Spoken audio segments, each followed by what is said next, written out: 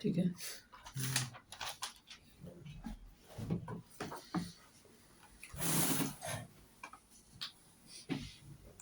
बीच में ऐसा हो जाता है ना कि क्लिक काम में दिखता नहीं है। लॉक करना पड़ता है।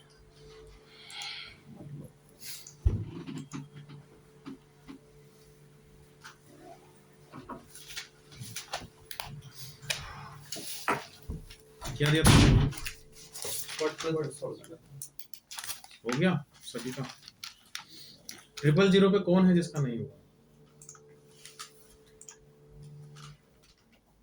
सभी का हो गया। डैशबोर्ड आ गया वर्डप्रेस का। नहीं, मेरा हो गया, लेकिन वो एक बार हो गया था, फिर वो वर्डप्रेस नहीं आया था, फिर दूसरा ही कुछ हो गया वर्डप्रेस था। नहीं आया, ठीक है। आपका? आपने कल अच्छा मैंने कर दिया। आपका आ गया? आपका आ गया? WP एडमिन आ रहा है? हमारा नहीं हुआ, ठीक। वो एक से दो बार मैंने पासवर्ड रॉन्ग डाल दिया था, फिर वो सर आपको उल्टा मेल किया। फिर से देख लो। आपको साइन इन करना है, हाँ। डायरेक्टली गूगल से कर लेना।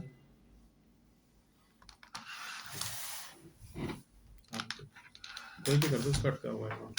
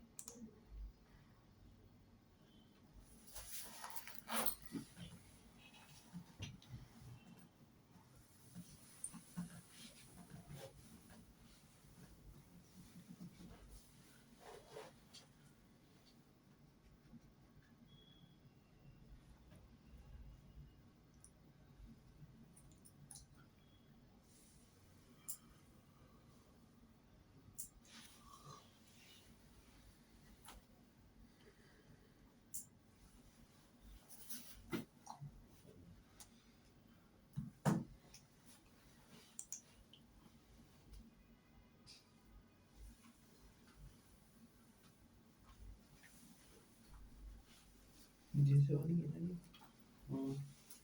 अरे वो वाईफाई चल रहा ना ऑफिस में, नेट चलेगा।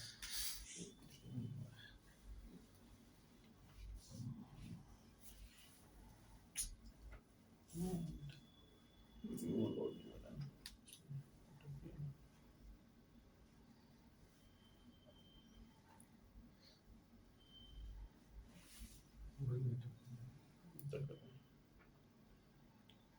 डिजिटल माइंड 1 2 3 अगर आप वाईफाई से कनेक्ट स्मॉल में। वो वीडियो डाउनलोड करें, दूसरे डाल लेते हैं। 2 मिनट उसको थोड़ा सा स्टेबल होने दो।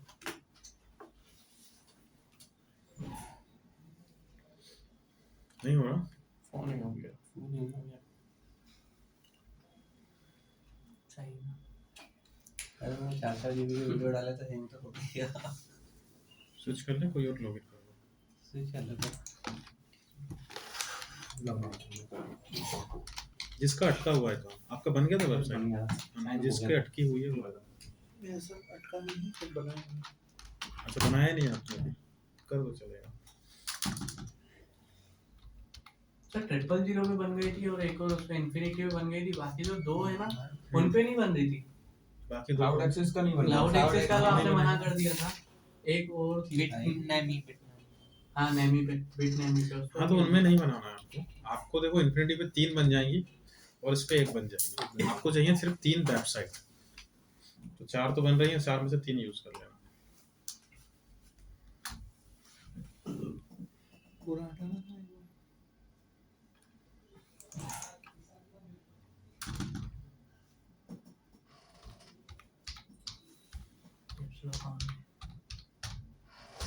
इसी लगा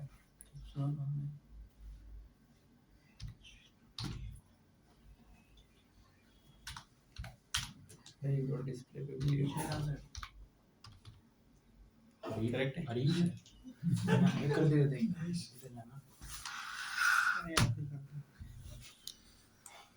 हरीश राठौर हो गया ना ये इतना ही एच है। एच लगाया स्टार्टिंग में एच सबसे से हरीश है, हरीश।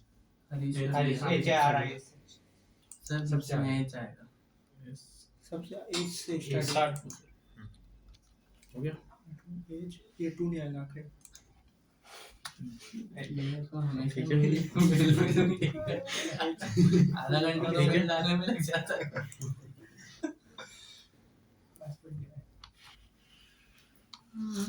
हो गया अब तो आ जाएगा ना टाइम दे रहा है स्पेस नहीं हो अपडेट ही हुआ है एप्लीकेशन नहीं कर रही है प्रमोशन 5 दिन के बाद एक मिलके 11 बजे के बाद एक मिल गया कोई ऑफिस में जाऊँ तो वाईफाई ऑन रहता है अभी से निकल के बहुत टाइम हो गया ऑफिस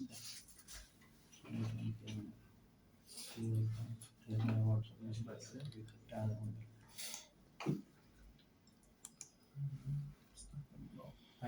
फाइनेंस किस नाम से बना हरीश राठौर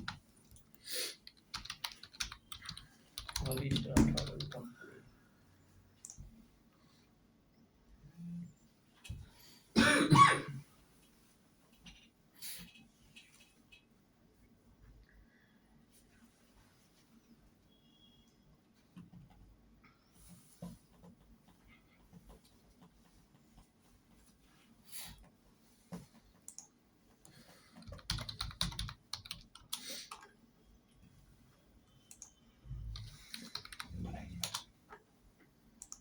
एक्चुअली होस्टिंग का प्रमोशन भी करता है होस्टिंग करके तो है हाँ मैंने इस पे बनाया था होस्टिंग पे बन गया एक बार ये उसी का ही platform user name and password password मैंने आप लोगों को बताया अपना कांटेक्ट नंबर बोलिए 7724 724 772401 77401 87 8756 56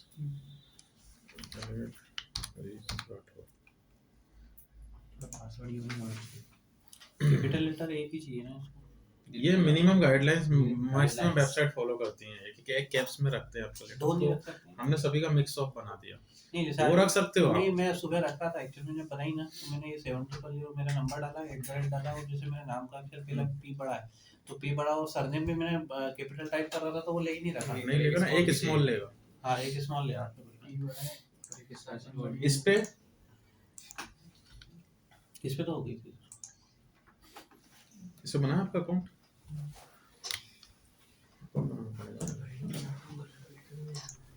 करो मेरा ही type Harish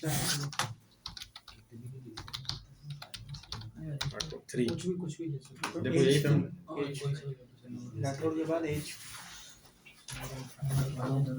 H password password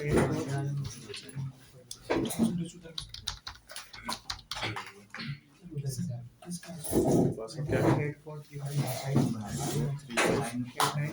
57 create account की वेबसाइट का नेम सर डोमेन आप कोई भी ले सकते सर इसमें डोमेन एक बार ये वाला अलाउड टू ब्लॉक मैंने लिया था तो उसमें जब मैं वर्डप्रेस के डैशबोर्ड पे जा रहा था तो कुछ अलग इंटरफेस बता रहा था काफी टाइम बाद हुआ कहा मेरे को भी मैंने किया आ गया था फिर थोड़ा टाइम बाद कॉन्फ़िगर होने के हो बाद वो अवेलेबिलिटी के ऊपर है ना जैसे अब चॉइस रहती है सभी की अपनी अपनी जैसे इस डोमेन को ज्यादा लोग ले रहे हैं तो वो आप समझ रहे हो उसमें फिर नहीं मिलेंगी आपको इजीली वेबसाइट या उसका सर्वर इजीली नहीं वो रीडायरेक्ट कर रहा था रीडायरेक्ट कुछ क्वेश्चन पूछा था उस पे क्लिक करो ऐसे तो हो सकता है उसने इसको रिडायरेक्शन में रखा हो क्योंकि ये सब डोमेन है अभी तो आप किसी पे भी ले लेना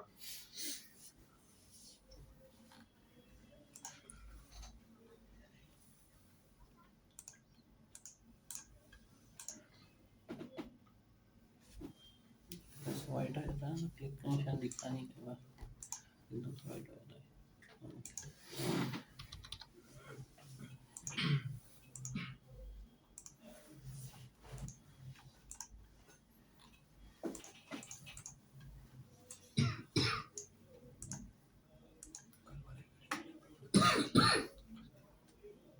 इसका सर व्हाट्सएप से हो सकता है, नहीं हो सकता है क्लाउड का? व्हाट्सएप ऑथेंटिकेशन लेता है, कॉन्टैक्ट नंबर एसएमएस ही आएगा। SMS ये वर्चुअल जो एसएमएस प्रोवाइडर होते हैं उससे उससे नहीं होगा, VPN से कर सकते हो आप, बट कॉन्टैक्ट नंबर कहाँ से लाओगे? नहीं, जैसे वेबसाइट बहुत से वेबसाइट प्रोवाइड करती है ना, हाँ तो करके देख लो, अगर हो जाए एक बार तो अपने को सिर्फ एक मैसेज ओटीपी चाहिए उसमें। ट्राई करके देख लेना, अगर हो जाता है तो अच्छी बात है। आप तो वैसे सपोर्ट से बात करोगे तो उससे भी हो जाता है।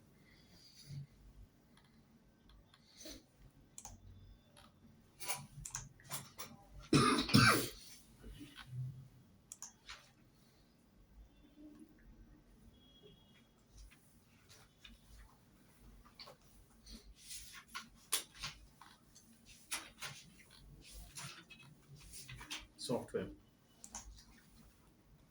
सर वैसे ये जो सी पैनल रहता है ये किस किस काम के लिए आता है, जैसे अपन को वर्डप्रेस इंस्टॉल करना और cPanel होस्टिंग प्रोवाइडर है, cPanel है कंट्रोल पैनल, और cPanel लिनक्स का है। लिनक्स किसका है? रेड हैट कंपनी का है। तो ये डेटाबेस है, जैसे अमेज़न का चल रहा है AWS, तो अगर आप GoDaddy से होस्टिंग ले रहे हो, अगर आप बिग रॉक से ले रहे हो, तो इन लोग क्या सभी का cPanel से टाई अप रहता है। तो ये लोग क्या मीडिएटर है, इनके प्रोडक्ट तो है नहीं, तो ये थर्ड पार्टी को कनेक्ट करके रखते हैं। तो अब इन्होंने भी cPanel से ही किया हुआ है। सर तो AWS कौन कौन सा प्लेटफॉर्म यूज करते हैं? प्लेटफॉर्म नहीं होता है, ये आपको स्पेस देते हैं, अब उसको पर्पस क्या है आपका वो आपको देखना होता है। तो ये क्या करते हैं, जैसे सर्वर होस्टिंग, मैंने डे फर्स्ट की क्लास में ये पूरा क्लियर किया था कि एक सर्वर होता है, एक होस्टिंग होता है।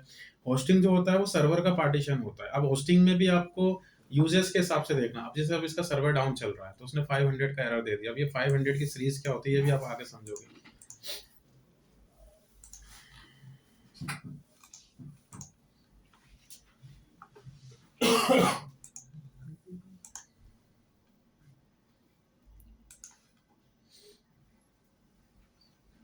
पर्पस और सिक्योरिटी, बस 2 पॉइंट अपने को ध्यान रखने पड़ते हैं। AWS जो है वो मोस्टली सर्वर पे डील करता है। Amazon जैसे आपके यूजर्स बहुत ज़्यादा है, आपको CRM बनाना, अब CRM में डेटाबेस बहुत ज़्यादा यूज होता है, तो फिर आप होस्टिंग नहीं ले सकते, आपको फिर क्या सर्वर लेना पड़ेगा, क्लाउड लेने पड़ेंगे आपको। तो ये पूरा क्लाउड कंप्यूटिंग पे काम करता है। अब जैसे मैंने अभी जो अपना स्टार्टअप लिया है टूल्स पे, तो इसमें बहुत सारे टूल्स है, तो मैंने होस्टिंग नहीं ली, मैंने सर्वर लिया है। अब होस्टिंग साल की 2000 रुपये की आती है, तो ये मैंने 80,000 रुपये का लिया। इसका ईयरली रेंट है 80,000 रुपये का, और हर साल वो बढ़ेगा क्योंकि मेरे यूजर्स बढ़ते जाएंगे इसके। तो वहाँ 2000 में काम हो रहा है, यहाँ 80,000 रुपये करने पड़ रहे हैं, इतना बड़ा डिफरेंस आ रहा है। तो सर आपने वो वाला क्यों नहीं किया 2000 वाला? यूजर्स नहीं है ना, वो झेल ही नहीं पाएगा उसको, अच्छा ज्यादा users स्पेस नहीं है। मिल हाँ, इसका एक एक फाइल 1-1 GB का है। अब जैसे व्यापम है, व्यापम का पोर्टल है, अब एक साथ आपको पता है कितने बच्चे टेस्ट देते हैं। तो अब मेरा सर्वर डाउन हो गया, सबसे हाई लेवल का सर्वर लेते हैं उसके बाद भी डाउन हो जाते हैं उनके रीजन, क्योंकि एक साथ इतना ट्रैफिक आता है तो वो सर्वर हैंडल ही नहीं कर पाता है उसको। अब आप जैसे अभी मान के चलिए, अभी आप ये वेबसाइट मैनेज कर रहे हो, तो अभी आपको उसने सिर्फ 10 MB का स्पेस दिया है और आप वेबसाइट को इजीली मैनेज भी कर पा रहे हो। बट प्रॉब्लम तब आएगी जब आप 10,000 लोग एक साथ इसको यूज करेंगे। तो वो बोलते ना कि सर्वर डाउन हो गया, ब्लास्ट हो गया, ये हो गया, कुछ नहीं होता है। वो सस्ती होस्टिंग ले ली, बंद पड़ गई। रीस्टार्ट करो फिर से। कभी सर्वर डाउन में तो आप लोगों को ये डैशबोर्ड जनरेट करना है, यहाँ से कहीं से भी आप वेबसाइट बनाओ, वो हमारा पर्पस है सिर्फ डोमेन एंड होस्टिंग लेने का, और आपको बस ये लेकर आना है। तो ये कितना मिनिमम एक वेबसाइट डैशबोर्ड सभी के पास आ गया, ये सभी को करना है। तो आपको 3 डैशबोर्ड रेडी करने हैं, कभी एक बंद पड़ जाए तो हम दूसरे पे प्रैक्टिस कर ले अपने असाइनमेंट की। इसका यहाँ से बनेगा, यहाँ पे यूजर नेम, पासवर्ड,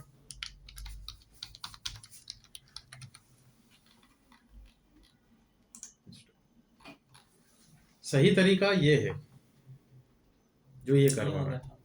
और आपकी जो फाइनल वेबसाइट बनेगी वो मैंने बता दिया, ठीक है। जब आप GoDaddy से या कहीं से भी होस्टिंग डोमेन खरीदते हो तब आपको इसी तरीके से वेबसाइट बनानी होती है जैसे ये बनवा रहा है आपको।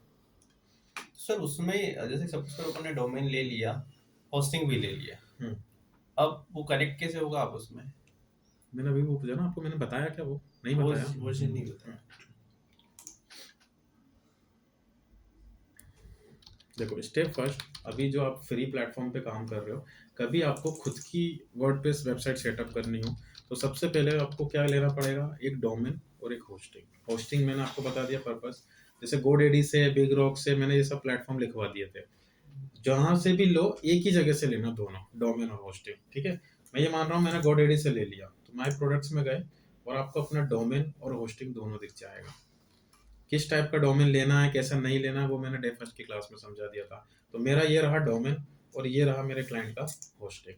अब मुझे क्या करना है? अपने डोमेन को होस्टिंग में कनेक्ट करना है। तो आपको ऑपरेशन करने होते हैं होस्टिंग के अंदर। तो आप क्या करना, अपने होस्टिंग किसी भी जगह से आप लोगे ऑप्शन सेम ही आते हैं, तो आप अपने होस्टिंग के आगे मैनेज का जो ऑप्शन दिखेगा उस पर क्लिक करना।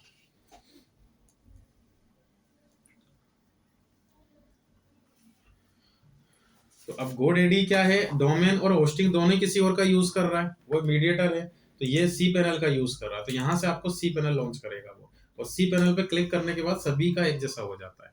यहाँ से सबकी स्टेप सेम ही आएंगी। देखो अभी आप जो इन्फिनिटी फ्री में काम कर रहे हो वो भी ऐसा ही आ रहा है। आप कहाँ गए थे वहां पे? सॉफ्टवेयर में, अगेन सॉफ्टवेयर, एप्लीकेशन इंस्टॉलर,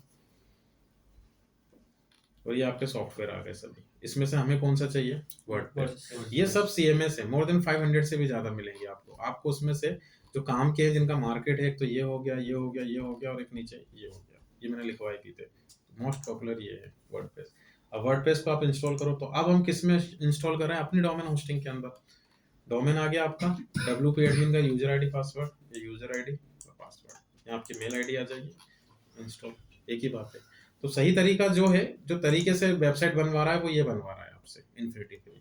इन लोगों ने थोड़ा सा स्टेप खा ली बीच में, तो आप इस पे जो वेबसाइट बना रहे हो वही सेम प्रोसेस आपको अपनी फाइनल वेबसाइट और सर अगर इन केस का दोनों अलग अलग होता है तो डोमेन प्रोवाइडर और फिर आपको ट्रांसफर करना पड़ता है डोमेन, उसके MX रिकॉर्ड जो रहते हैं वो लेने पड़ते हैं, सपोर्ट से बात करनी पड़ती है।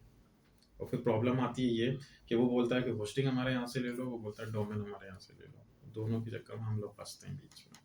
और कभी आप किसी ऐसे प्लेटफॉर्म पे चले गए जो जिनका कॉल सपोर्ट सेंटर, जैसे GoDaddy पॉपुलर इसलिए है क्योंकि उसका सपोर्ट सेंटर बहुत अच्छा है। वो इतने अच्छे हैं कि आप उनको ये बोलोगे कि मैं वेबसाइट बनाने में अटक गया, तो वेबसाइट ही बना देते हैं आपकी। लेकिन उसका कहीं ना कहीं आपसे चार्ज भी लेते हैं, उनके प्रोडक्ट बहुत महंगे हैं। और ये जो आपके होस्टिंगर हो गए, आप अभी सुबह 11 बजे से उनको बात करना स्टार्ट करोगे, मतलब फ़ोन लगाना स्टार्ट करोगे, तो शाम का 6 बजे का 7 बजे का टाइम देते हैं आपको कि अभी बिजी चल रहे हैं हमारे सपोर्ट। वो भी फ़ोन उठा ले, बहुत बड़ी बात है, फंसने वाला मामला हो जाता है। आ रहा समझ में? तो कभी कभी सस्ती होस्टिंग मत देखना। अभी रिसेंटली किसी स्टूडेंट ने, अभी कल परसों के मैं केस बता रहा हूँ, तो उसने किसी प्लेटफॉर्म से लिया था, ऑटो होस्टिंग का कोई सब कोऑर्डिनेट था, उसने वहां से उसने होस्टिंग लिया। तो जो GoDaddy 300 रुपए में दे रहा, वहां से उसने 40 रुपए में दे दी थी उसको, और 10 दिन में ही कंपनी बंद हो गई। वेबसाइट ही गायब हो गई। तो ऐसा मत करिएगा आप लोग, ट्रस्टेड जगह से लेना। आपका पता लगा बना हुआ बिजनेस खत्म हो गया। ये प्रैक्टिस के लिए तो अभी ले सकते हैं। प्रैक्टिस के लिए तो ये सबसे बढ़िया जो मैं आपको बता रहा हूँ अभी। सर जैसे अगर होस्टिंग एकदम से वो जैसे वो गायब होगा तो सारा डाटा चलेगा जाएगा ना वो तो। अब आप उसके ही तो सर्वर को यूज कर रहे हो, उसने गायब कर दिया अपना।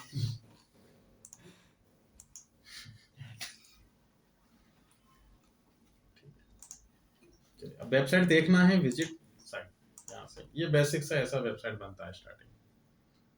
अब वर्डप्रेस में सबसे इंपॉर्टेंट पार्ट होता है इसका प्लगइन सेक्शन। ये ध्यान रखना, यहाँ पे हर टास्क आपको प्लगइन से करना होता है। अब फिर से वही चीज जो ब्लॉगर में हमने की थी, पोस्ट आपको बनाना है,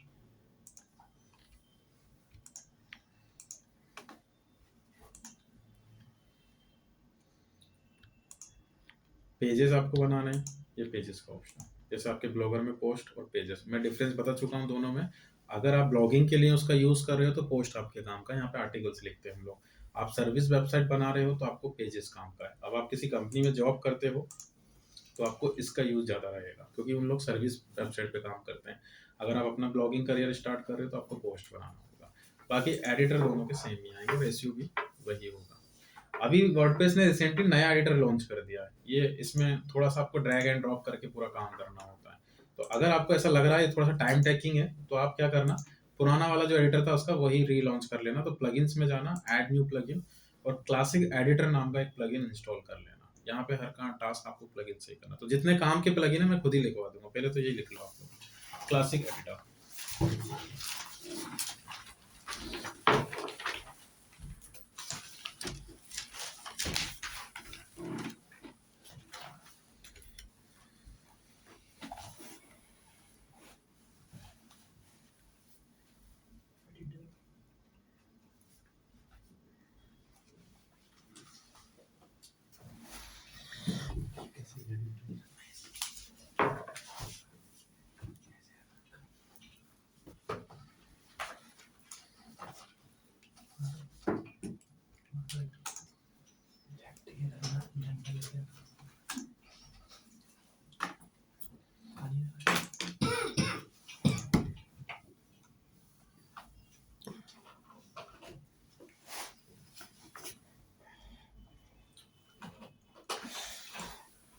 देखो ये थोड़ा सा सिंप्लीफिकेशन हो गया इसमें, ये एडिटर अच्छा है, इसमें आपको काम करना इजी रहेगा।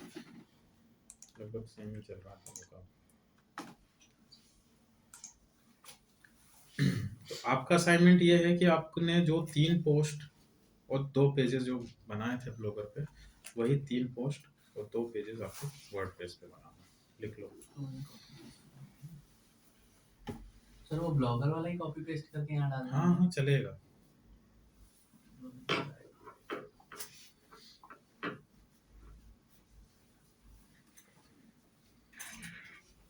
तीन पोस्ट और 2 पेजेस। हाँ वही टाइटल, सेम कंटेंट, बस आपको शिफ्ट करना है। अब कुछ और ऑप्शन देखो इसके अंदर, जैसे यहाँ टाइटल दिया हुआ है, कंटेंट भी दिया हुआ है, मेटा डिस्क्रिप्शन, यूआरएल, वो सब आपको नहीं दिख रहा है। यहाँ पे कहीं भी आपको मेटा डिस्क्रिप्शन का ऑप्शन नहीं आ रहा, यूआरएल का ऑप्शन। तो अब इसमें क्या है कि आपको प्लगइन यूज करना पड़ेगा एक्स्ट्रा फीचर्स के लिए। तो योस्ट आप अगर एसईओ में वर्क कर रहे हो, एसईओ का कोई भी वर्क कर रहे हो वर्डप्रेस के अंदर, तो उसके लिए आपको 3 प्लगइन लिखवा देता हूँ। इनमें से 3 में से कोई भी एक प्लगइन पहले इंस्टॉल कर लेना। फर्स्ट है योस्ट एसईओ। वर्डप्रेस की किसी भी वेबसाइट पे अगर आपको एसईओ करना है तो सबसे पहले इन 3 में से कोई एक प्लगइन इंस्टॉल करना। Yoast SEO. अगर इसके ऑल्टरनेट हम जा रहे हैं, लिख लिया ये रैंक मैप, ये भी अच्छा है। और अगर इसका ऑल्टरनेट थर्ड लिखिए, ऑल इन वन। सर तो फिर ये क्लासिक एडिटर भी तो प्लगइन का ही सॉफ्टवेयर है ना? वो अलग टास्क के लिए था। वो अलग टास्क। आप अपने मोबाइल में हर टास्क के लिए अलग एप्लीकेशन इंस्टॉल करते हो, ऐसे यहाँ पे चल रहा है। तो ये हर टास्क प्लगइन के लिए, ये एसईओ के लिए, ये एसईओ वो सिर्फ कंपोजर के लिए था।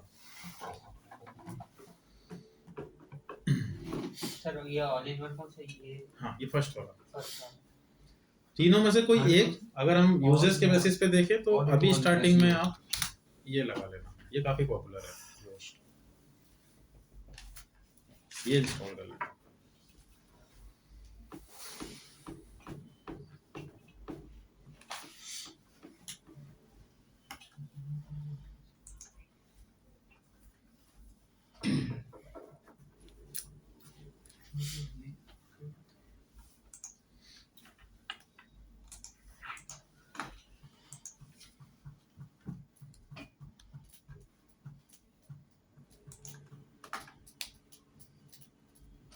देखो इसको इंस्टॉल करने से अब आपको एक एक्स्ट्रा सेक्शन बन जाएगा। यहाँ पे योस्ट करके पूरा एक बॉक्स बना दिया उसने।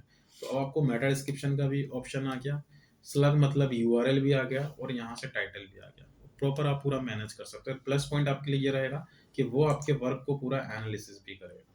तो अब यहाँ कैसे काम करेंगे हम, मैंने आपको सिखाया था फोकस कीवर्ड, मतलब आपका प्राइमरी कीवर्ड। तो अब डिफरेंस आपको समझ में आएगा दोनों, या वर्डप्रेस इतना पॉपुलर क्यों। आपने एक कीवर्ड को प्राइमरी कीवर्ड माना, digital marketing services in Mumbai, तो मैं क्या करूंगा, इसी कीवर्ड को अपना फोकस कीवर्ड, तो जिसको भी आप फोकस कीवर्ड मान रहे हो, सबसे पहले यहाँ पे अपना फोकस कीवर्ड डिफाइन कर दो। तो जैसे आप फोकस कीवर्ड रखोगे, आपका सिग्नल चालू हो जाएगा यहाँ पे, मतलब वो इसको क्रॉस चेक करेगा। और यहाँ पे एसईओ का स्कोर देगा आपको, तो आपको उसको गुड या एक्सीलेंट पे सेट करना है। तो अब देखो कैसे वर्क कर रहा है। मैंने आपको सिखाया कि आपका फोकस कीवर्ड एक बार कम से कम टाइटल में आना है। तो टाइटल कहाँ दिया है, ऊपर दिया है। अब टाइटल का भी 2 टाइटल हो चुके हैं आपके पास। ये वर्डप्रेस का टाइटल है, नीचे जो टाइटल आ रहा है ये योस्ट का टाइटल है। अगर आप योस्ट मैनेज कर रहे हो तो ये प्राइमरी टाइटल होगा आपका, तो वो वेरिएबल यूज करता है। तो टाइटल की जगह उसने क्या किया, आपका ऊपर का टाइटल अपने आप ले लिया। पेज सेपरेटर मतलब डैश लगा दिया, साइड टाइटल मतलब आपकी वेबसाइट का नाम ले दिया। समझ गए? अब आपको वेबसाइट का नाम चेंज करना है तो वो तो यहाँ से होगा, सेटिंग्स में जाओगे, जनरल सेटिंग में, ये आपकी वेबसाइट का नाम है। तो मेरा वेबसाइट का नाम है कॉटेक्स, तो मैंने यहाँ पे कॉटेक्स लिख दिया।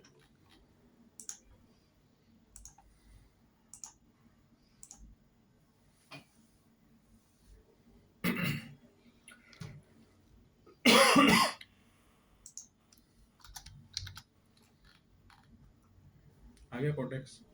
तो अब अगर आपको ये वेरिएबल नहीं यूज करने हैं तो आप इनको हटा सकते हो और अपना मैनुअल टाइटल भी बना सकते हो।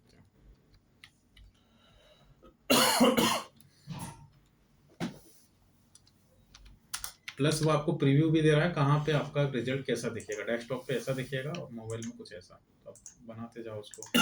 अब मैंने आपको लेंथ बताया था टाइटल का 70, तो ये आपकी लेंथ को भी कैलकुलेट करेगा। आप अगर ज्यादा लेंथ करते हो तो वो उसको रेट कर देगा। तो आपको तब तक लिखना है जब तक कि वो ग्रीन चलता है।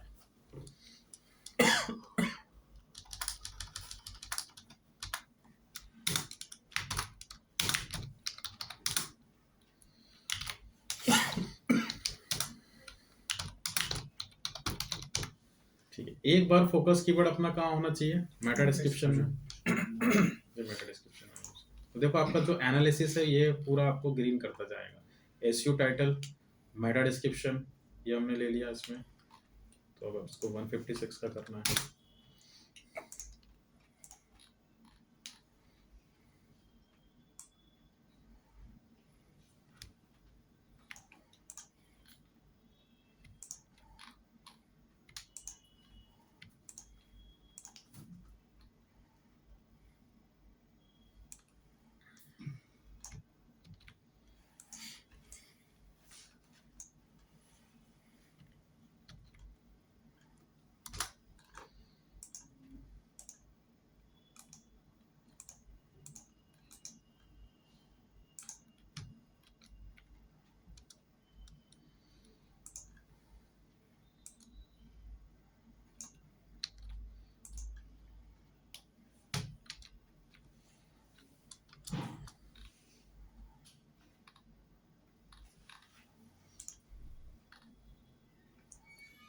Text length 300 words,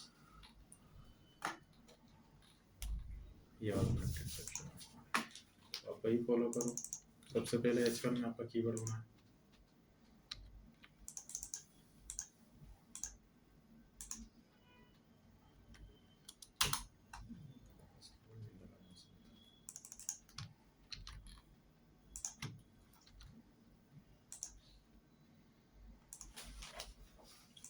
paragraph, first paragraph 150 words.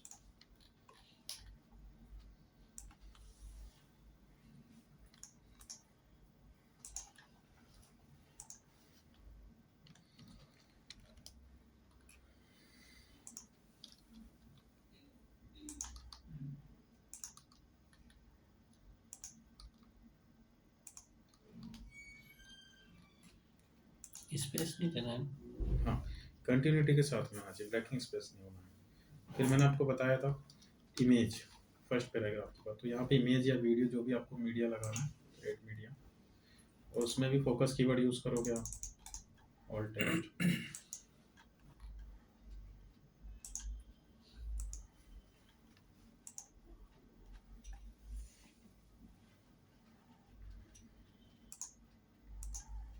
यहाँ पे ऑप्शन दे रहा है।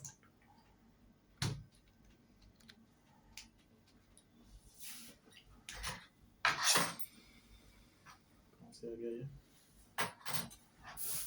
हटाओ, आपके पास आ जाएगा। ये कैरम खेल रहा है। लो,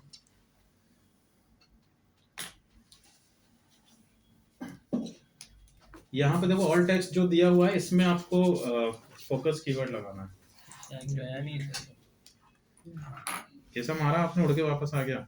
गया ही नहीं। मैं बोला नहीं था।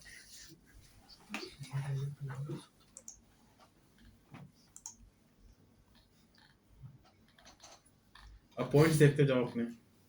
एसईओ टाइटल की लेंथ, आपने वो कीवर्ड पहले कहीं यूज नहीं किया, मैंने आपको पढ़ाया था कीवर्ड स्टफिंग। हाँ, कीवर्ड स्टफिंग बताया था कि जो फोकस कीवर्ड आप इस पेज पे टारगेट कर रहे हैं वो किसी और पेज पे नहीं होना चाहिए। ओके।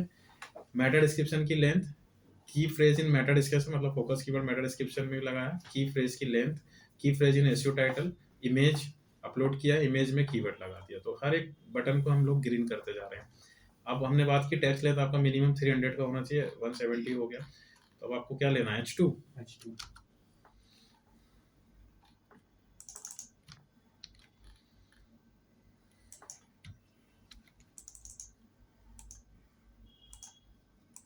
देन इसका कीवर्ड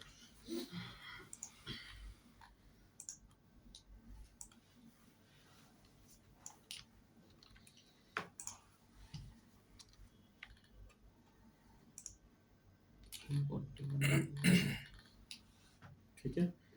अब की फ्रेज इन इंट्रोडक्शन मतलब फर्स्ट पैराग्राफ, वो रह गया हमारा। कहीं भी आपके फर्स्ट पैराग्राफ, इसको हाईलाइट करो, सीक्वेंस ध्यान रखना।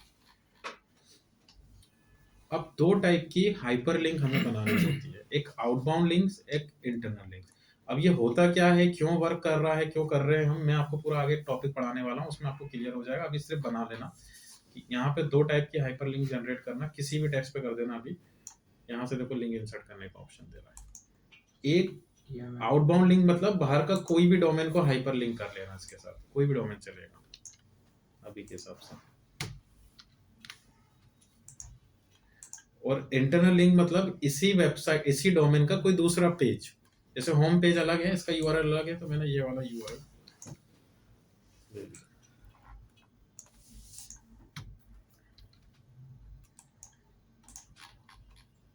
अब ये क्यों किया है हमने, उसका बेनिफिट क्या है वो मत पूछिए, बस कर देना, मैं आगे पूरा टॉपिक पढ़ाऊंगा इसका। तो देखो ये हो गया, और आपका जो एसईओ स्कोर है वो गुड हो गया। तो इतने पॉइंट्स आपको करने रहते हैं, आप तो बस ये पॉइंट याद रख लो। वेबसाइट किसी प्लेटफॉर्म पे बनी हो, मिनिमम इतना टास्क कर देना। और जो घड़ी घड़ी हम कीवर्ड लगा रहे हैं, इसको कैसे मोल्ड करना है वो भी आपको पता है। यहाँ कुछ ऐसा लिखना कि वो सेंटेंस में कन्वर्ट हो जाए। H2 में तो वर्ड की कोई लिमिट नहीं है, मिनिमम की लिमिट है, मैक्सिमम कुछ भी कर सकते हो। और भाई जितने ज्यादा वर्ड्स लिखोगे उतने कीवर्ड्स बढ़ेंगे ना आपके। इतना टास्क आपको करना होता है, काम वही कर रहे हैं, बस ये आपका कैलकुलेट करके एनालिसिस कर रहा है, उसका पूरा एनालाइज करके आपको बता रहा है। लेकिन क्या रैंक करेगा, ये नहीं करेगा। क्यों? क्योंकि कंटेंट पूरा आपने डुप्लीकेट बनाया। और इवन मैंने आपको बताया था कि सिर्फ ग्रीन करने से रैंक नहीं करेगा। मान के चलिए कि मैं फोकस कीवर्ड ही गलत ले लेता हूँ, तो अभी भी ग्रीन करेगा। मतलब आप इस कीवर्ड पे भी तो ग्रीन करोगे, आप कीवर्ड ही गलत ले लिया तो उसमें उसकी क्या गलती है, वो तो फिर भी ग्रीन ही बताएगा आपको। तो आपको काम अपने तरीके से करना है।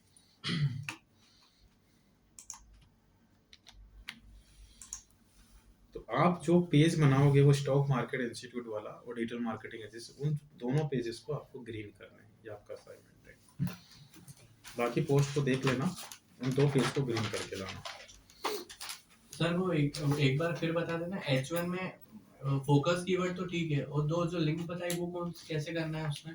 हाइपर लिंक हाँ, पढ़ाया था मैंने HTML में, एक पेज से दूसरे पेज को रिडायरेक्ट करने के लिए।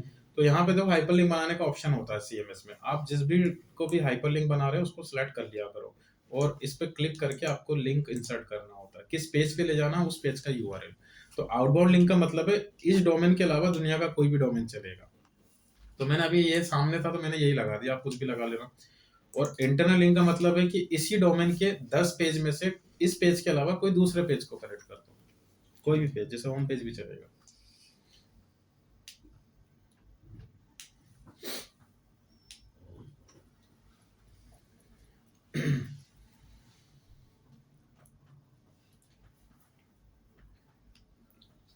ठीक। तो स्टॉक मार्केट वाला और डिजिटल मार्केटिंग का जो पेज है उसको आप लोग किसी एक फोकस कीवर्ड पे ग्रीन करके लेके आओगे और बाकी कीवर्ड का आपको कॉम्बिनेशन बनाना है। इवन देखो बहुत सारे लोग क्या करते हैं, यहाँ से अपना करियर स्टार्ट करते हैं ब्लॉगर से, क्योंकि यहाँ इन्वेस्टमेंट नहीं होता है। आपको डोमेन होस्टिंग फ्री मिल रही है, ज़्यादा से ज़्यादा आपको सिर्फ एक डोमेन का ही खर्चा होता है, वो भी अगर आप ब्लॉग स्पॉट हटाते हो तो। अब मैं मान रहा हूँ कि मैंने कुछ 100 से ज़्यादा आर्टिकल्स लिख लिए, अच्छा चल रहा है, बट फीचर्स नहीं मिलते हैं यहाँ पे। ये सिर्फ स्टैटिक प्लेटफॉर्म है, यहाँ आपको काफ़ी अच्छे फीचर्स मिल रहे हैं और अच्छे मिल जाएंगे आगे। तो अब आप क्या करो कि अपने ब्लॉगर को स्विच कर दो वर्डप्रेस में, माइग्रेट कर लो उसको। तो कैसे करेंगे, सेटिंग्स में जाना और यहाँ बैकअप का ऑप्शन मिल जाएगा आपको, बैकअप कंटेंट। आपका जितनी भी पोस्ट, पेजेस या जो भी कंटेंट लिखा हुआ है पूरा डाउनलोड हो जाएगा। और फिर आप वर्डप्रेस में जाना, एक वर्डप्रेस सेटअप कर लेना और इसमें आपको ऑप्शन मिलेगा टूल्स में इंपोर्ट का।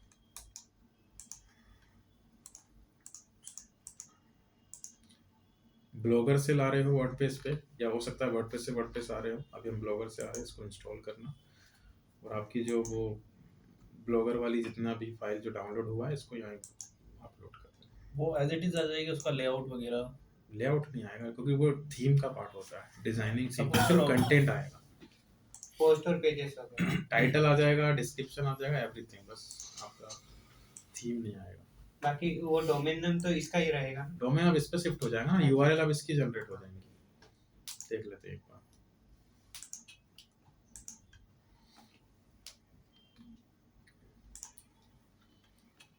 अभी जो भी रहा होगा जिसका, तो देखो पूरा के पूरा कंटेंट आपका चेंज हो गया। बट वो लोग एक गलती कर देते हैं यहाँ पे कि यहाँ से जो कंटेंट आप बैकअप ले रहे हो तो ये डुप्लीकेट कंटेंट देता है उसको।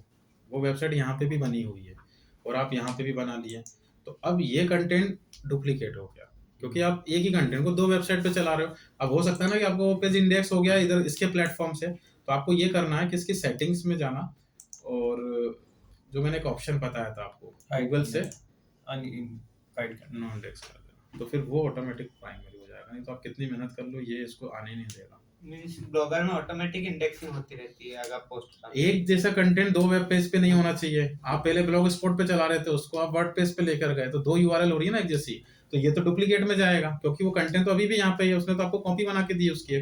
तो आप क्या करना, उसको प्राइवेट कर देना सर्च इंजन से, तो ये जो कंटेंट है ये अपना प्राइमरी हो जाएगा। इसका थोड़ा सा कभी हो ऐसा फ्यूचर में तो देख लेना। अब इसका भी डिजाइनिंग पार्ट समझ लो आप लोग। देखो अपीयरेंस, जो भी डिजाइनिंग है वो सब यहीं से चलती है इसकी। अभी जो वेबसाइट हमारी बनी है बिल्कुल बेसिक सी, उसने डिफॉल्ट एक थीम दे दी, उसी पे आप चला रहे हो। तो उसका डिजाइनिंग के लिए आपको अपीयरेंस में जाना है, थीम्स के अंदर।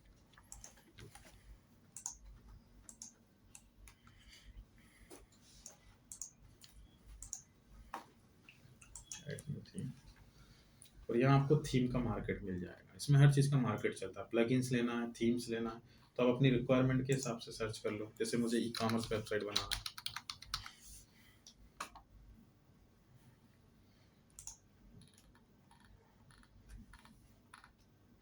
मोस्टली थीम पेड होती हैं यहाँ पे, तो आपको मैं क्रॉस चेक करना बता देता हूँ कि कोई भी थीम आपको फ्री है या पेड है, तो इंस्टॉल करने से पहले प्रीव्यू ले लो उसका। अगर प्रीव्यू में से वो ये डेमो हटा देता है, ये जो आपको दिख रहे हैं इसमें मॉडल वगैरह जो भी टेक्स्ट, तो समझ लो वो आपको चार्ज करेगा बाद में, पूरा फुल एक्सेस नहीं दे रहा। हटा दिया उसने सब कुछ, तो आपको परचेस ही करनी पड़ेगी। तो मैं आपको कुछ प्लेटफॉर्म बता देता हूँ जो आपको फ्री थीम दे देते हैं अच्छी। वर्डप्रेस फ्री थीम प्रोवाइडर्स, और भी आप गूगल से रिसर्च कर लेना, मैं कुछ बता देता हूँ आपको इनिशियली। एक तो ये यूज कर लो, कौन सा है सर ये एजेंसी के नाम है जो थीम्स बनाती है। ZAKRA।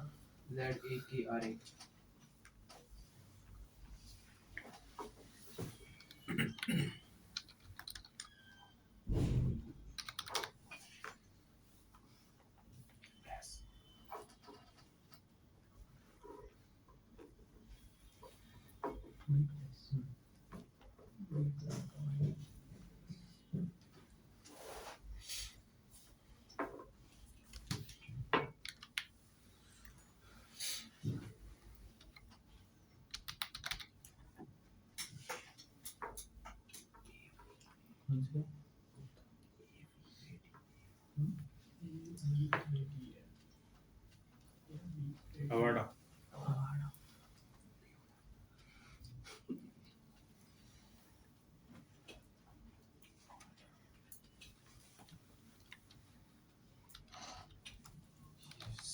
सर सपोज अपन किसी की वेबसाइट बनाते हैं, तो जैसे ये तो अभी आपने बताया कि अपनी वेबसाइट के लिए, सपोज किसी की बना रहे हैं वेबसाइट, तो उसके लिए थीम फिर अपन परचेस करवाएंगे कि सर अपन ऐसे वो भी मैं आपको क्लियर करता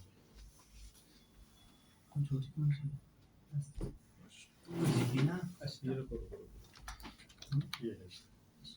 अच्छा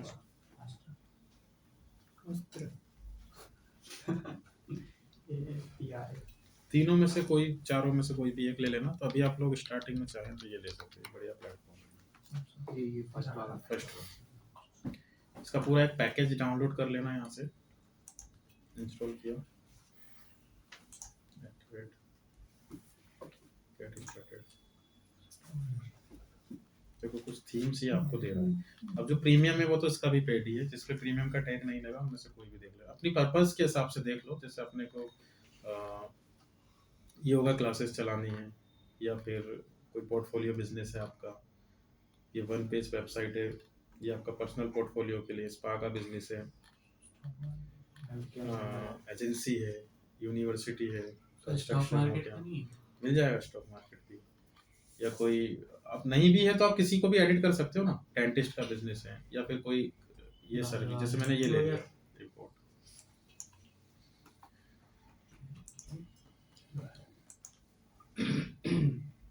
तो कस्टमाइज अपन कर सकते हैं, ई कॉमर्स हाँ, के बाद भी में है हो तो उसको अपन किसी भी बाद में वेबसाइट के पूरा रूप में चेंज ले हो सकते हैं। जाएगा, कोई इशू नहीं है।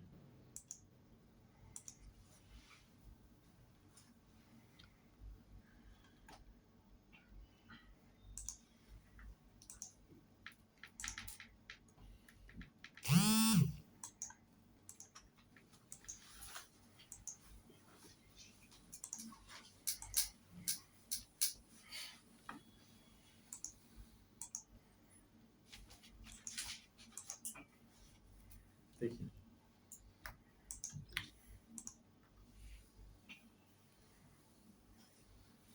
हो गया चेंज, काफी प्रोफेशनल थीम लुक आ गया सर प्रॉपर। उसमें एक टॉप हेडर बना हुआ है, लोगो लगा है, नेविगेशन, स्लाइडर और ये सब बना हुआ है। बस अब आपका काम क्या आपको पता है, बस रिप्लेस करने का। थीम थर्ड पार्टी से लेने का बेनिफिट ये है कि आपको ज्यादा मेहनत नहीं करनी पड़ती है। अब आपको सिर्फ उसको अपना बनाना है, इसको सब कुछ चेंज करके, डेमो कंटेंट जितना उसने दिया, ओके। लेकिन अगर आप ये बोलो कि मैं इसको अपने हिसाब से डिजाइन कर लूँ, जैसे अभी यह स्क्वायर फॉर्म में आ रहा था, आप बोल रहे हो कि मैं इसको सर्कल में कर लूँ या इसको राउंड कर दूँ, वो नहीं होगा। फिर उसके लिए आपको CSS आना चाहिए, मतलब इसका कोडिंग से आपको मैनेज करना है।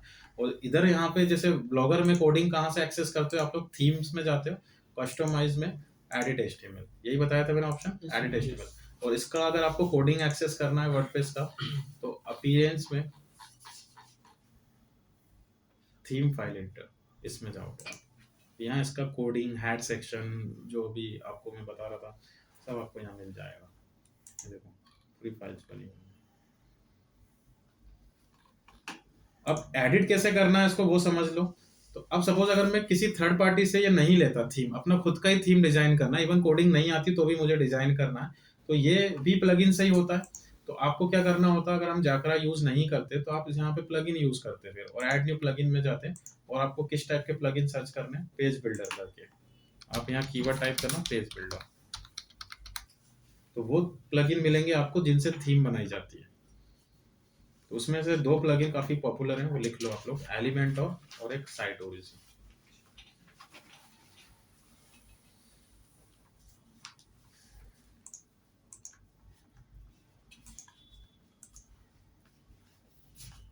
साइट ओरिजिन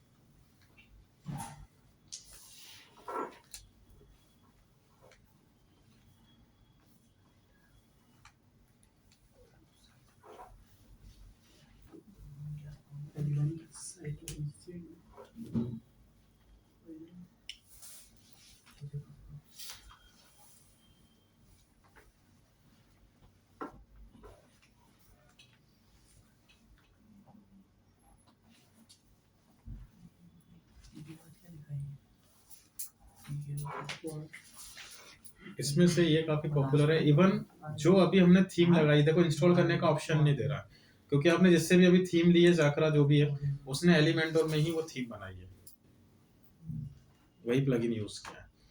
तो आप लोग अब पहले ये डिसाइड करें कि आपको कौन सा पेज एडिट करना है। यहाँ पे पेजेस बने हुए हैं, खुद से बना के दे रहा है, कॉन्टेक्ट पेज, अबाउट पेज। जैसे सपोज मुझे कॉन्टेक्ट पेज मॉडिफाई करना है, तो सारी डिटेल्स दी हैं, बस आप रिप्लेस कर दो। तो पेजेस में आप जाइए, यहाँ से सभी पेजेस दिए हुए हैं, जैसे कॉन्टेक्ट दिया हुआ, तो एक एडिट यहाँ दिया है, एक एडिट यहाँ दिया हुआ है। तो ये वर्डप्रेस का एडिट है और ये एलिमेंटर का एडिट है। तो जो जिसमें बनता है फिर एडिट भी उसी में ही होगा। तो आपको इस पे क्लिक करना है, एडिट विद एलिमेंटर। या आप ऐसा भी कर सकते हो कि वेबसाइट अगर आपकी लॉगिन है तो आपको टास्क बार ऊपर ही दे देगा, तो जिस भी पेज पे हो डायरेक्ट यहीं से क्लिक कर लेना।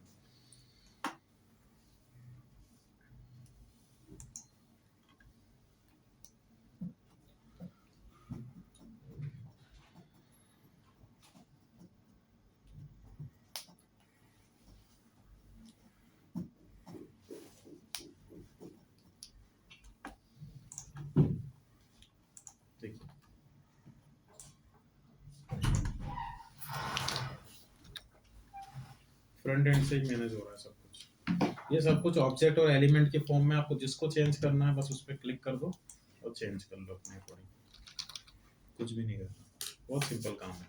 बटन इसको चेंज करना है, इसकी वैल्यू कहाँ है, ये रही, मैंने इसको चेंज कर दिया।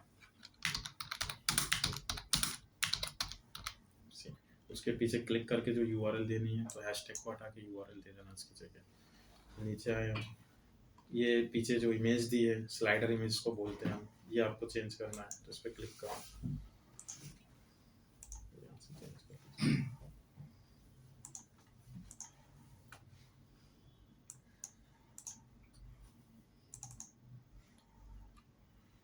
ले लिया,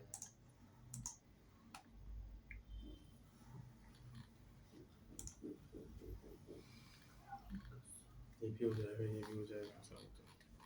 कोई सेक्शन आपको नहीं जम रहा है तो उसको हटा दो, किसी को ऊपर नीचे करना है ड्रैग एंड ड्रॉप कर लेना, और नया सेक्शन ऐड ऑन करना है तो आप यहाँ पे प्लस का ऑप्शन हमेशा मिलता रहेगा आपको। जैसे ये कॉलम इन रोज की फॉर्म में चल रहा है कि ये एक रो है जिसमें 2 कॉलम उसने बनाए, तो यहाँ से हमने प्लस किया, कितने बाई कितने का आपको लेना। जैसे मुझे एक रो में 3 कॉलम लेने हैं, तो मैंने इंसर्ट किया। अब फर्स्ट रो में मुझे इमेज इंसर्ट करना है, सेकंड में वीडियो, या थर्ड में टेक्स्ट। तो अब देखो, आप मेन्यूज पे क्लिक करना है यहाँ से, तो आपको एलिमेंट दिए है उसने कि आप अपनी चॉइस से उसको कस्टमाइज करना चाहो। तो इमेज को मैंने ड्रैग किया और इस इमेज को इमेज से रिप्लेस कर देना, जो भी इमेज आपको लगाना है। और फिर उसके साइजेज, डिज़ाइन, ये सब दिए हुए हैं, आप एक बार क्लिक करोगे वैसे सीख जाओगे। ओके, अब आपको अगर इसकी जगह वीडियो लगाना है तो वीडियो को ड्रैग कर दो, और यूट्यूब से किसी वीडियो का यूआरएल लिया, उसको रिप्लेस कर देना, वीडियो लग जाएगा आपका। आपको टेक्स्ट लिखना है तो टेक्स्ट एडिटर बनाने के बाद वो सिंपल होता है वर्डप्रेस में वेबसाइट बनाना। अब ये करना है ऊपर का हेडर और नीचे का फुटर, तो ये ऐसे नहीं होगा, इसको अलग से करना पड़ेगा आपको। देखो क्लिकेबल नहीं हो रहा है वो, तो आप पहले ये डिजाइन कर लें अपना बॉडी वाला पार्ट, और उसके बाद इसको अपडेट करें।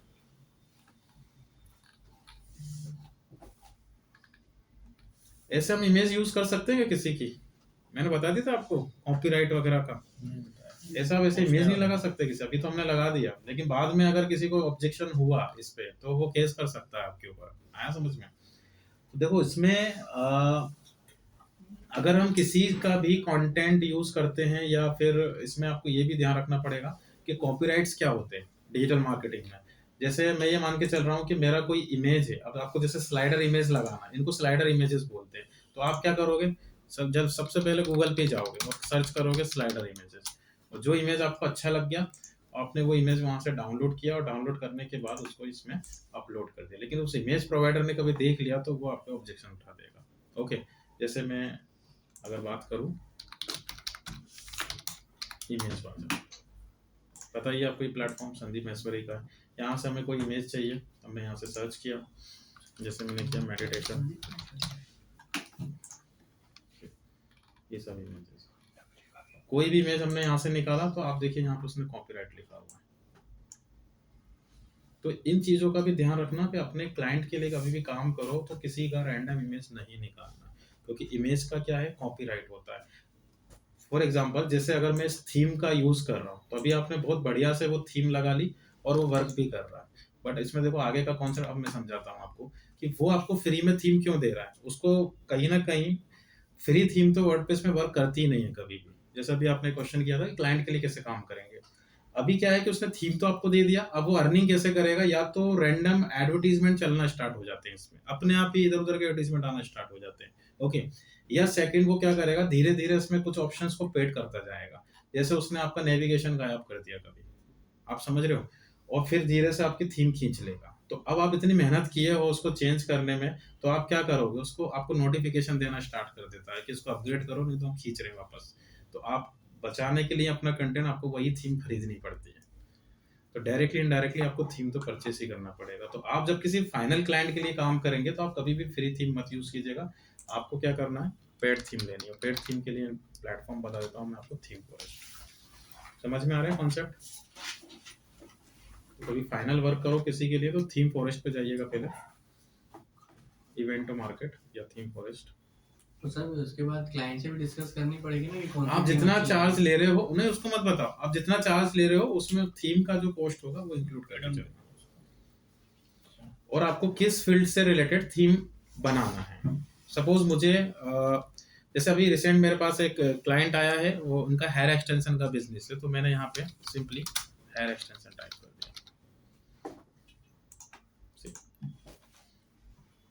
ये थीम्स आ गई और उनकी कॉस्ट भी आ गई यहाँ पे। अब आप देख लो आपको कौन सी थीम जम रही है। जैसे फर्स्ट वाला ये देखा हमने, सर ये वन टाइम रहता है कि रिकरेंट? डिपेंड करता है। देखो अब इसमें दो टाइप के लाइसेंस होते हैं, regular licence and extended licence. Regular licence आप सिर्फ एक ही डोमेन पे अप्लाई कर सकते हो, तो वो एक्टिवेशन कोड देगा, उस डोमेन पे अप्लाई होगा, तो तब तक उस डोमेन पे आप किसी और डोमेन पे नहीं लगा सकते। आप चाहे तो उस डोमेन से हटा के किसी और डोमेन पे यूज कर सकते हो, एक बार में एक ही डोमेन। एक्सटेंडेड लाइसेंस में आप अनलिमिटेड डोमेन पे लगा सकते हो, बट उसकी कॉस्ट भी आप देख रहे हो। तो एजेंसी वाले इस पे डील करते हैं, हर फील्ड का एक एक एक्सटेंडेड ले लेते हैं, फिर उसको घुमा घुमा के बेचते रहते हैं। सपोज करो अपने वर्डप्रेस पे अगर थीम अपन ने बनाई है तो प्लगइन्स के थ्रू, तो फिर आपको बनाना आना चाहिए। फिर वो पूरा, अभी जैसे आपको मैं दिखा रहा हूँ यहाँ पे कि ये इतना इजी नहीं है, अभी आप बनाओगे तो आपको बहुत टाइम लग जाएगा इसके अंदर। जैसे अभी आपने लिया, फिर इसके अलाइनमेंट बिगड़ेंगे, उसको सुधारना करना, तो ये सब अपने को फोकट का टाइम खराब नहीं करना है, तो फिर आप खरीद लो, ज़्यादा दिमाग नहीं लगाना। क्योंकि देखो एक चीज़ ध्यान रखना कि आप जितना करो उतना ही कम है इस फील्ड में। तो या तो आप डेवलपर बन जाओ या आप मार्केटिंग कर लो। जैसे मैं इवन मुझे लैंग्वेजेस भी आती हैं, मैं वर्डप्रेस में मैं अपने खुद के क्लाइंट भी आपको दिखाता हूँ जिनका मैंने इंटरेस्ट दिखा के बनाया है वेबसाइट। सी ये देखिए, ये मैंने डिजाइन की वर्डप्रेस की, बाद में इसको CSS में पूरा A to G मैंने कंप्लीट किया ये वेबसाइट, ठीक है। इसके अलावा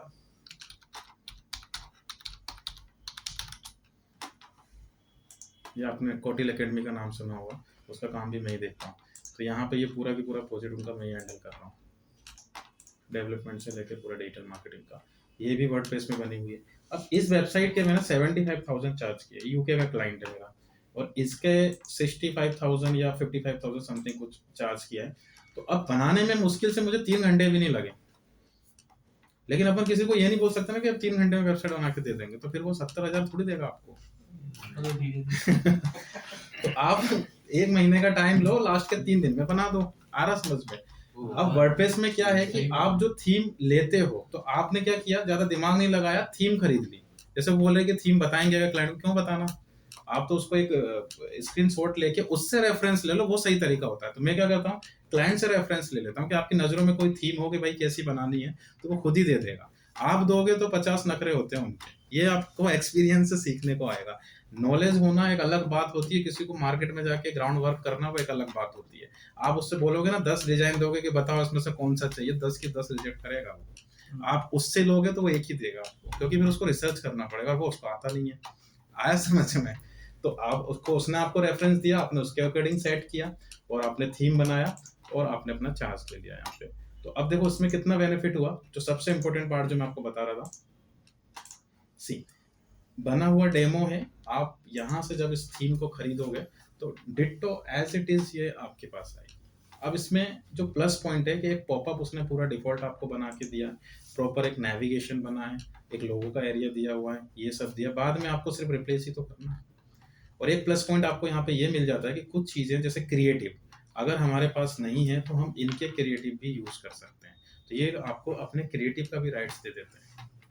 भाई ये स्लाइडर में आप देख रहे हो कितनी क्वालिटी इमेज लग रही है, अभी आप बाद में रिप्लेस करोगे तो क्या करोगे, गूगल से निकालोगे वो इमेज, ब्लर वाली इमेजेस निकालोगे आप, और अगर आप इमेज बाजार पे जाओगे तो फिर संदीप महेश्वरी को देना पड़ेगा आपको।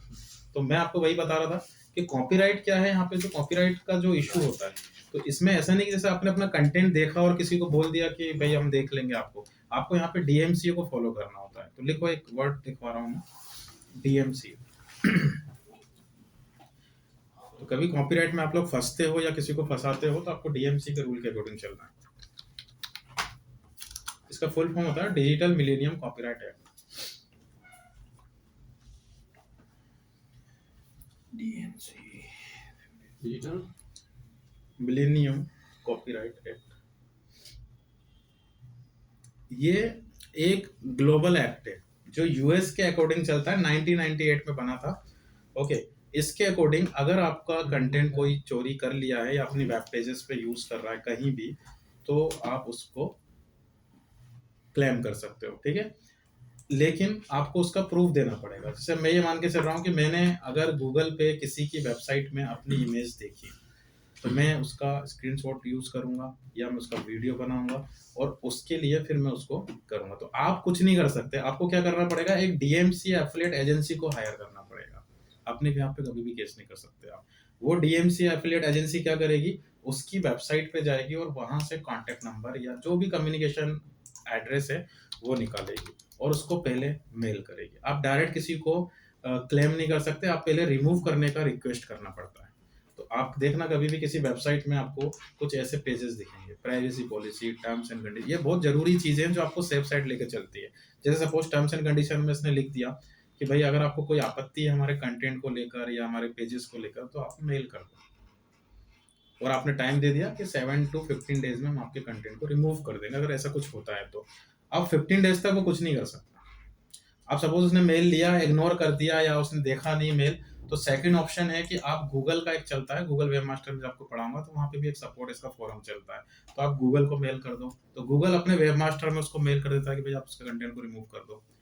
तीसरा, अब नया जो लेटेस्ट इसमें रूल आ गया है वो आ गया होस्टिंग प्रोवाइडर का, ये बड़ा सही काम कर रहा है। अब आपने जहां से भी होस्टिंग ली तो वो क्या करते हैं, आपका होस्टिंग प्रोवाइडर का नाम पता लगा लेते हैं, और उसका टूल मैंने बता ही दिया था आपको कि अगर आपको किसी के डोमेन की इंफॉर्मेशन निकालनी है कि किसका है वो डोमेन, तो आप ये टूल यूज कर लेना, हु इज, तो आपको डोमेन का प्रोवाइडर कहाँ से लिया, गोडेडी वगैरह। और अगर आपको होस्टिंग प्रोवाइडर का नाम पता करना है तो आप होस्टिंग डिटेक्टर करके टूल आता है, डिटेक्टर, इससे आप पता लगा लें। बहुत सारे टूल हैं, तो ऐसा कोई भी उसने टूल यूज किया उससे आपके होस्टिंग प्रोवाइडर का नाम पता किया और उसको मेल करेंगे आप ये, तो वो आपकी होस्टिंग बंद कर देगा, नहीं तो वो उस पर केस करते हैं। अभी ये नया रूल आ गया है। अब वो आपकी वेबसाइट को जब बंद करेगा तो अब तो आँख खुल जाएगी हमारी, क्योंकि वेबसाइट बंद होगी, और जब वेबसाइट बंद होगी हम सबसे पहले किसको कॉल लगाएंगे, जिससे होस्टिंग ली है, और वो आपको डिस्प्यूट बता देगा कि भाई अपना डिस्प्यूट क्लियर करो, पहले कंफर्मेशन लो, मेल दो हमें, तभी चालू करेंगे। आप कितना ही कर लो वो नहीं करते हैं चालू। और उस टाइम पे सबसे ज्यादा सेड होस्टिंग वाले लोग फंसते हैं। सेड होस्टिंग में क्या होता है कि आप एक ही होस्टिंग के अंदर 10 वेबसाइट चला रहे होते हैं, तो एक वेबसाइट की गलती की वजह से 9 वेबसाइट भी बंद हो जाती है, क्योंकि वो सभी एक ही होस्टिंग में चल रही होती है। किस तरीके से नोटिस आता है मैं आपको दिखा भी देता हूँ, देखिए लाइव।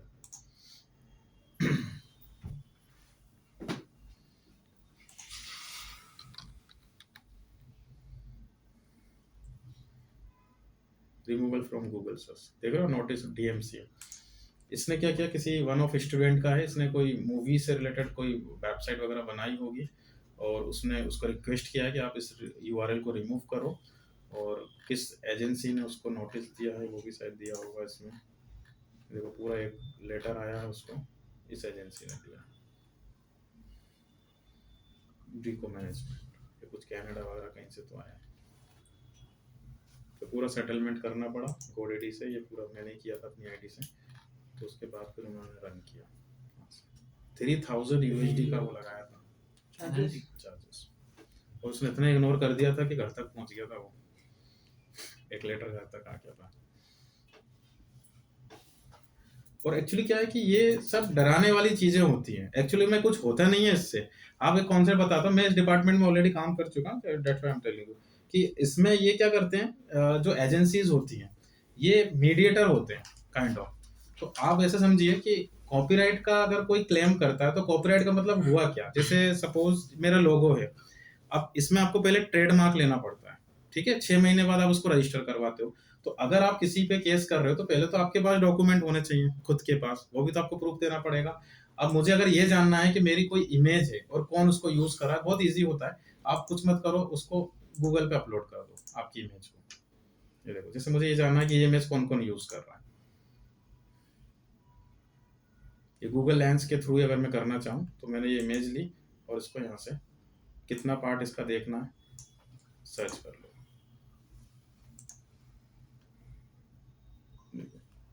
ये बता दिया, इतनी वेबसाइट पे यूज हो रही है। अब लग जाओ एक एक को नोटिस देने में, आया समझ में? अब ये एजेंसीज क्या करती हैं कि हर किसी को नोटिस नहीं देते हैं, वो उनको नोटिस देते हैं जिनसे उनको कुछ मिलने की उम्मीद होती है। अब आप बोलोगे कि आपकी ब्लॉगिंग साइट है, अभी स्टार्ट की है, 2 पैसे की भी अर्निंग नहीं है उससे, तो आप बोले रख ले वेबसाइट, भाई मैं क्या करूंगा इसका नहीं चाहिए, आया समझ में?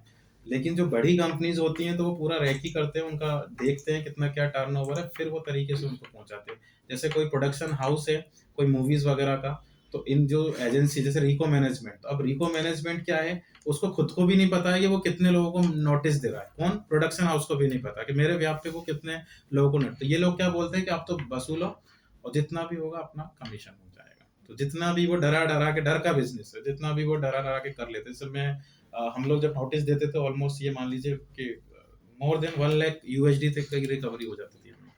डरते हैं लोग, ऐसा नहीं है। आप तो एक $50 का एक नोटिस दे दो, फिर देखो आप।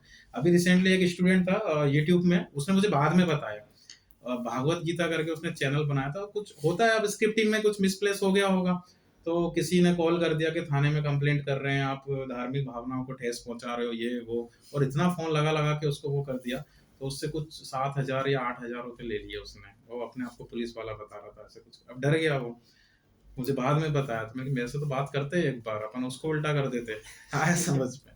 तो ये चीज थोड़ा सा आप अपनी सेफ साइड लेके चलोगे तो आपको कभी प्रॉब्लम नहीं आएगी। जैसे सपोज मैं एक ब्लॉगिंग साइट बना रहा हूँ, समझना, जॉब पोर्टल है, और एक वैकेंसी आई और मैंने वहां पे पोस्ट डाली और आपने एग्जाम की डेट गलत डाल दी, सिंपल सी बात है, हो सकता है मिस स्पेलिंग हो गई होगी कहीं, तो आप क्या करो, अपने कहीं भी एक टर्म्स एंड कंडीशन या डिस्क्लेमर बना दो अपनी वेबसाइट में, और वहां पे बस आपको एक पॉइंट लिखना है कि इस वेबसाइट में जो भी कंटेंट है वो इंफॉर्मेशन पर्पस ओनली है, आप मेन सोर्स से एक बार कंफर्म कर लो। सिर्फ इतना सा पॉइंट आपको बचा देगा, नहीं तो वो केस कर सकता है आपके ऊपर।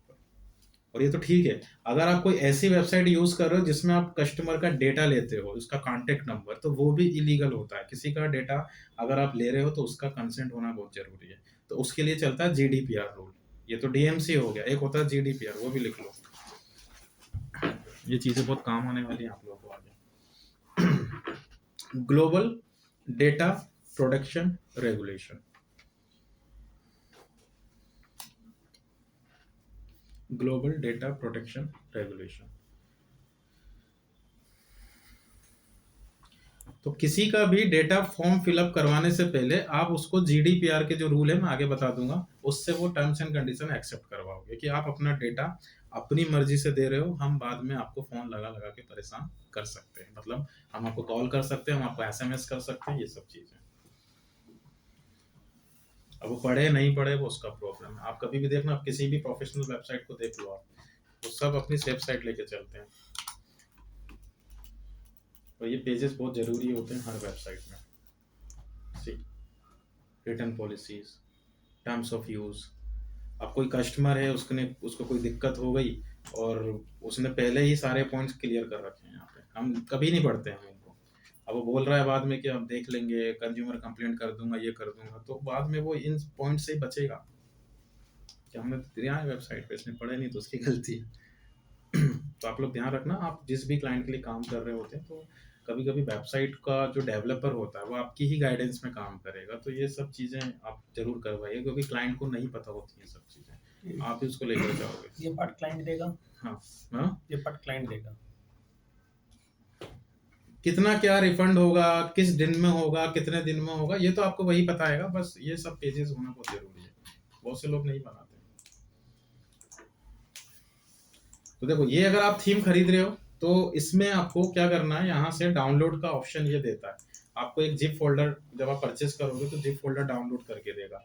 फिर आप इसको कैसे इंस्टॉल करोगे, आपके उस थीम में गए,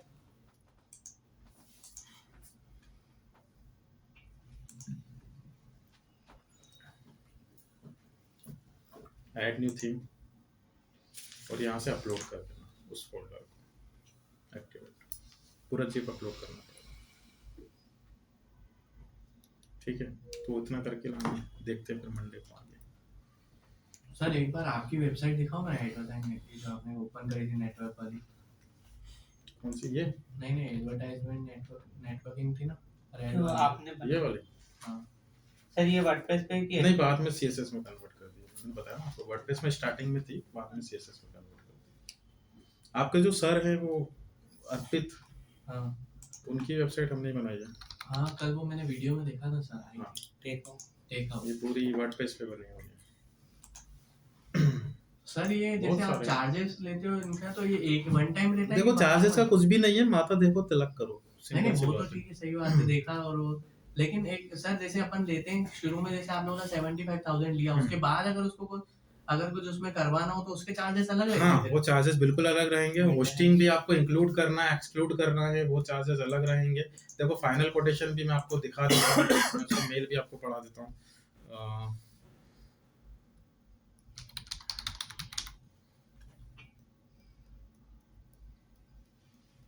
ये देखिए, एक और वेबसाइट हमने बनाई थी इसका, ये उसका कोटेशन है, ये विधिक शिक्षा का, ये एसईओ का है सिर्फ। और ये फाइनल, ये मेंटेनेंस का 2,000 रुपये पर मंथ का, ये अलग से लिया है। अब वो फिर आप एप्लीकेशन बनाओ, साथ में उसका सीआरएम बनाओ, बहुत सारे ऑप्शंस होते हैं, एक चीज़ थोड़ी होती है किसी भी वेबसाइट में। वेबसाइट हो गया, फिर बाद में वो एप्लीकेशन भी बनवाएगा, वो सीआरएम भी बनवाएगा, तो वो धीरे धीरे 10 लाख पे पहुंच जाती है। वेबसाइट का वैल्यूएशन उसके यूजेस के हिसाब से होता है। कभी भी आप स्टार्टअप लो तो इस चीज़ का ध्यान रखना। जैसे अभी कल परसों को एक क्लाइंट आया था मेरे पास, तो वो पूरा प्लान करके आया था, और आगे तक के 10 साल तक की प्लानिंग आई थी, मतलब एक होता है ना ब्लूप्रिंट करना उसका। तो मेरे को ये करना है, मेरे को वो करना है, मेरे को ये करना है, वो करना है, तो उसका वैल्यूएशन मैंने जब निकाला तो कुछ 25-1 लाख का बन रहा था उसमें। तो अच्छा 25 लाख लगेंगे तो मैं तो 1 लाख का लेके चल रहा हूँ। तो मैंने उनको वही चीज का गाइड किया, मैंने कि आप स्टार्ट करो पहले, और ये सही तरीका यही होता है। आप 10 साल वाला कॉन्सेप्ट आज मत लाओ। जैसे फ्लिपकार्ट का आप देखना, उसने सबसे पहले बुक से स्टार्ट की थी। आप जोमेटो को देखना, उसने सबसे पहले लिस्टिंग स्टार्ट किया था। वैल्यूएशन अपने आप बढ़ता है वेबसाइट का, जब आपका बिजनेस चलता जाता है आप उसको अपग्रेड करते जाओ। तो आप 10 साल बाद जो चीज़ यूज होगी उसको आज क्यों ला रहे हो? आज जो चल रहा है पहले वो लॉन्च करो, आपका बजट भी बढ़ेगा, और आपका नहीं चला तो कल को 25 लाख डूब जाएंगे आपके। पहले चला के तो देख लो इतना चल रहा है कि नहीं चल रहा है।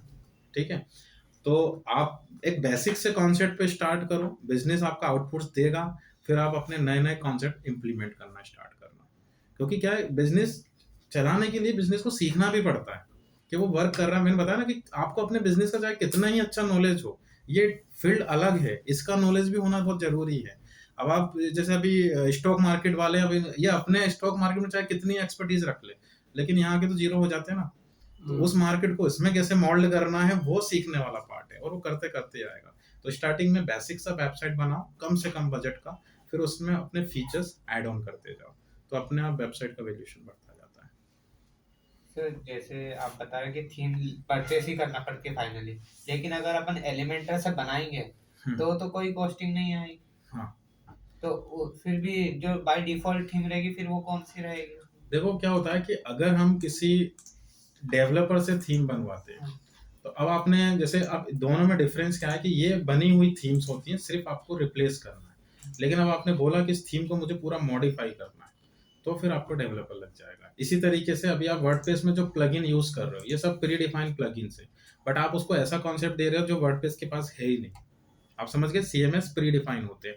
अब आप बोल रहे हो कि मुझे ऐसा वेबसाइट चाहिए जिसमें बच्चे आ जाएं, ऑनलाइन टेस्ट दे लें और उनका जो रिपोर्ट जनरेट होगा, उनको जो एनालिटिक्स आएगा वो मेरे अकॉर्डिंग इस पॉइंट पे आना चाहिए। अब आप प्लगइन्स में जाओगे, ऐसा कोई प्लगइन ही नहीं मिलेगा, तो वो डेवलपर क्या अपना खुद का प्लगइन बनाएगा। तो डिफरेंस समझ में आ गया, एक डेवलपर में और सीएमएस ऑप्टिमाइजर में। आप बनी हुई चीज़ों पे काम कर रहे हो और वो क्या करते हैं, खुद से डेवलप करते हैं सब चीज़ें।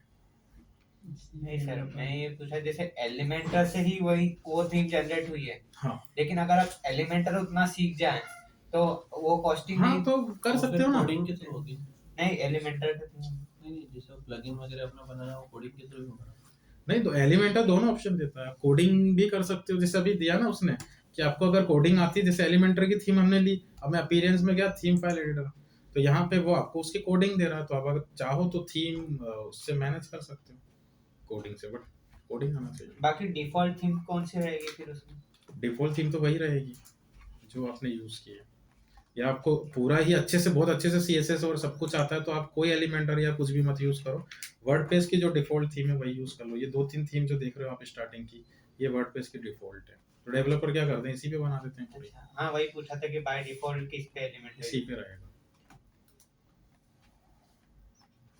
ऑप्शनल लेके चलना ये सब चीजें, मेन जो है वो डिजिटल मार्केटिंग है। मैं अगर आपको असाइनमेंट दे रहा हूँ एसईओ करने का, और आपको जो मैं सिखा रहा हूँ थीम वाला, ये मैंने ऐसे ही सिखा दिया आपको ऑप्शनली, क्योंकि इसमें अगर आप घुस गए ना तो आप अभी 2 महीने तो सिर्फ थीम बनाने में ही खराब कर दोगे। थोड़ा बहुत कर लो, बाद में आराम से करते रहना। मेन जो है उसका डिजिटल मार्केटिंग वो सीखना, वो ज़्यादा काम का है। ठीक है, चलिए मंडे को देखते हैं 11:30। कल ब्लॉगर का डाउट मॉर्निंग 11 इवनिंग में क्लास नहीं रहेगी। चलो संडे, सैटरडे संडे होता है।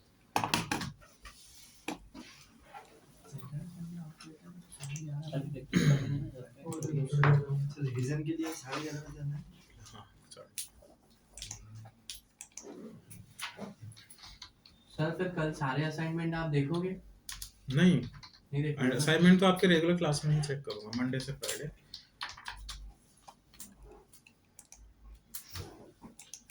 आप लोगों को कोई भी डाउट हो, कोई असाइनमेंट चेक करवाना हो तो क्लास से पहले आप लोग बोल दिया करो, क्योंकि आप बोलोगे नहीं तब तक मुझे पता नहीं लगेगा।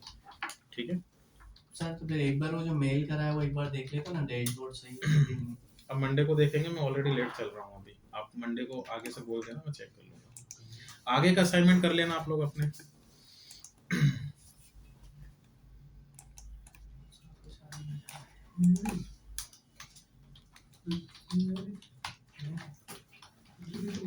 जल्दी जल्दी वीडियो निकालो। बहुत ज़्यादा टाइम है। हो जाएगा।